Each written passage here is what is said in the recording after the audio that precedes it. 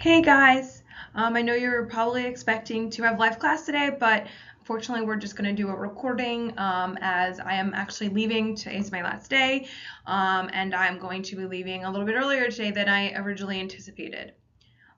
So I did want to write or create a brief lesson for you guys talking about America's claims to an empire.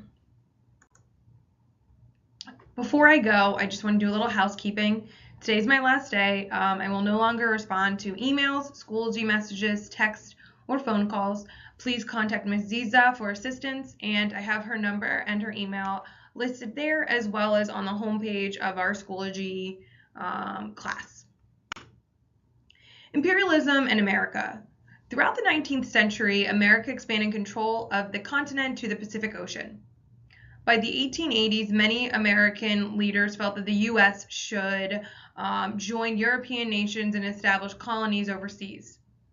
Thus began America's drive to imperialism, which is a policy in which stronger nations extend control over weaker nations. So why imperialism? One, there was a desire for military strength. Mahan advised a strong navy. Two, there was a thirst for new markets to spur economy and trade. And three, the belief in cultural superiority, a belief that the Anglo-Saxons were superior, they were better than others, and they kind of held themselves on this pedestal.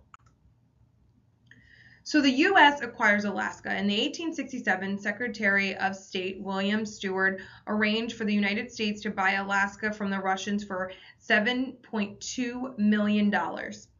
Some thought it was a silly idea and called it Stewart's icebox. Time has shown how smart it was to buy Alaska for 2 cents an acre. Alaska is rich in timber, minerals, and oil. So not only did we acquire land, but we acquired a lot of natural resources. So when the United States takes Hawaii, Hawaii had been economically important to Americas for centuries, and to avoid important taxes, tariffs, sugar growers pleaded for the annexation of Hawaii. The U.S. knew the value of the islands. They had built a naval base at Pearl Harbor in 1887. Led by Sanford Dole, American annexed Hawaii in 1898, and it formally became a state in 1959. So that was quite a long time before it actually became a state in the United States.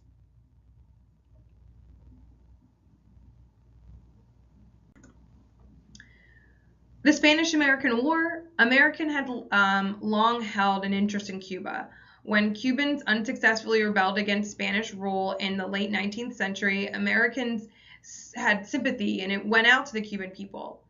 And after Spain abolished slavery in Cuba in 1886, Americans invested millions in Cuban sugar.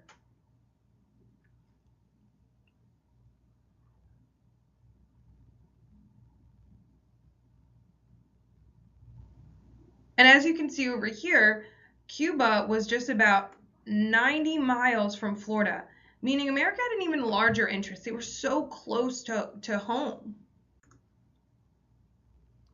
Cuba's second war for independence, an anti-Spain sentiment in Cuba soon erupted into a second war for independence. Led by poet Jose Marti, Cuba attempted a revolution in 1895. Marti deliberately destroyed property, including American sugar plants, hoping to provoke American intervention. This caused war fevers to escalate. Newspapers published William Randolph Hearst's New York Journal and Joseph Pulitzer New York World, which exaggerated Spanish aristocrats and brutality in headline wars. Over to the right, you see a political cartoon of Pulitzer on the left and Hearst escalating and instigating a war between U.S. and Spain. They were kind of trying to, cause a war when maybe there could have been another route. So the USS Maine explodes. Now, We have a pretty in-depth lesson about this next week, which is going to be super exciting. So the USS Maine explodes in early 1888, and President McKinley ordered the USS Maine to Cuba in order to bring home American citizens who were in danger. So this was the before image of the USS Maine. On February 15th, 1898, the ship blew up in the harbor of Havana and more than 260 men were killed. So this is the aftermath.